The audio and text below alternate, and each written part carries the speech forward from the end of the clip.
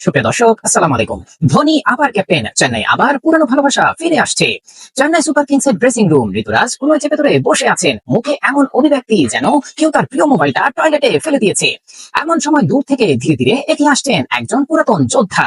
চুল সাদা, চোখে চশমা না থাকলেও অভিজ্ঞতার আলোয় চকচক করছে। হ্যাঁ, তিনি MS ধোনি।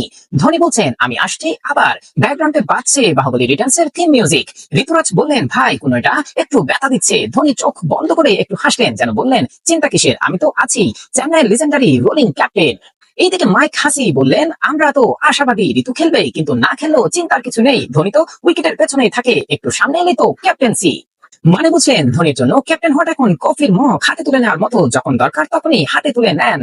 2022 সালের নাটক মনে আছে? ধোনি বললেন, নেতৃত্ব ছাড়ছি। জাদেজা এসে বললেন, আমি পারবো। 2 ম্যাচ পর দল বলল, ভাই এটা আর হবে না, ধোনি ভাই কামব্যাক প্লিজ। এবারের কেস আরো নাটকীয়। ঋতুরাজ ব্যাট করতে গিয়ে এমন ভাবে কোনো বল খেলেন যেন বলটা ছিল ছোটবেলার পুরনো প্রতিবেশীর রাগের প্রতিশোধ। এদিকে চেন্নাই ফ্যানরা সোশ্যাল মিডিয়ায় ট্রেন্ড চালিয়ে দিল, bring back Thala, captain cool returns, knee pain but still rejoin.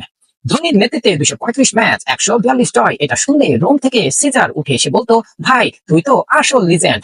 এখন যদি শনিবার ধোনি সত্যি সত্যি টস করতে নামেন, ধারাভাষ্যকার হা করে বলবে, ও মাই গড, আবার সেই সিংহাসন বসতে চলেছে কিং ধোনি।